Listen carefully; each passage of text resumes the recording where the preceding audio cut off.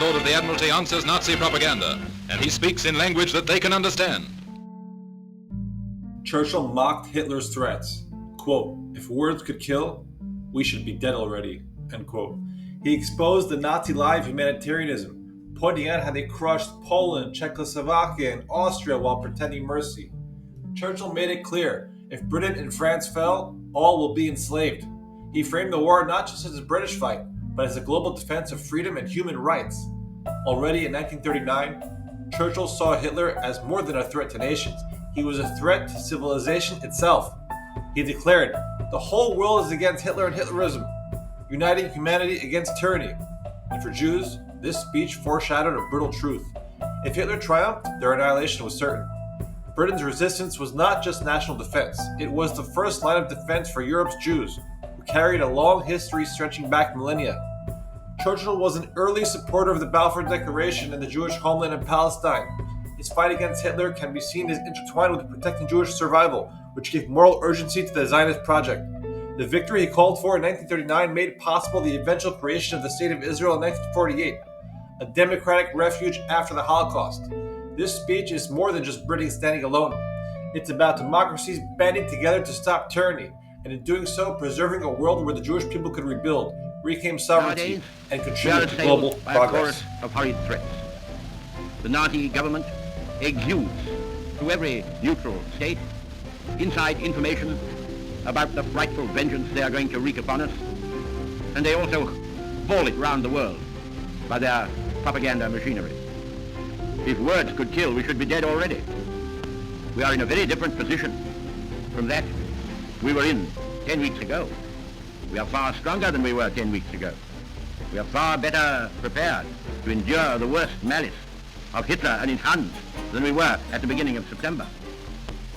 But General Goering, and he is one of the few Germans who has been having a pretty good time for the last few years, General Goering says that we have been spared so far because Nazi Germany is so humane.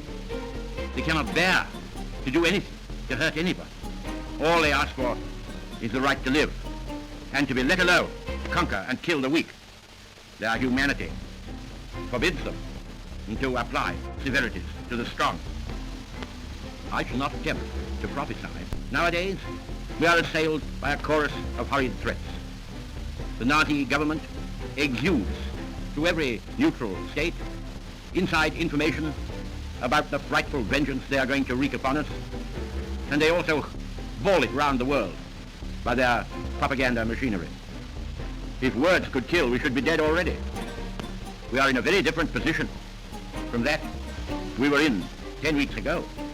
We are far stronger than we were 10 weeks ago. We are far better prepared to endure the worst malice of Hitler and his Huns than we were.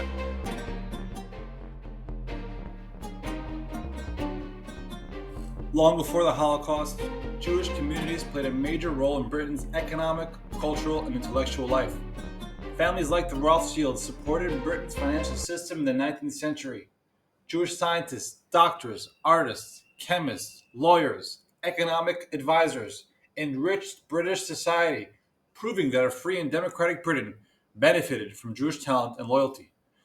Britain became a haven for Jewish refugees fleeing Hitler before the war, notably through the Kindertransport, which saved nearly 10,000 Jewish children. These refugees went on to contribute immensely to British society, from business to academia to science and the arts, becoming symbols of how democracy saves lives and nurtures human potential. Tens of thousands of Jews fought in the British armed forces during World War II. They fought not only for Britain, but for the freedom of their people, linking Britain's survival with Jewish survival. After 1945, Jewish survivors rebuilt their lives in Britain, helping to strengthen the economy, academia, and culture. Figures like scientist Sir Ernst Boris Chain, co-discoverer of penicillin and Nobel Prize winner, remind us how Jewish brilliance helps Britain lead the world in science and medicine to this day. Churchill's defense of democracy made space for Jewish survival, which directly enabled the creation of Israel in 1948. Since then, Jewish contributions to Britain and the success of Israel both testify to the resilience of a people whose survival was intertwined with Britain's wartime courage. As for the larger lesson here, well, when democracies defend freedom, they don't just protect themselves. They protect the conditions in which Jewish communities and all minorities can thrive and prosper, and of course, lift up everyone around them. Churchill's words in 1939 remind us that resisting tyranny is not abstract. It's about saving real lives, preserving Jewish history, and enabling the rebirth of Jewish sovereignty in the modern era.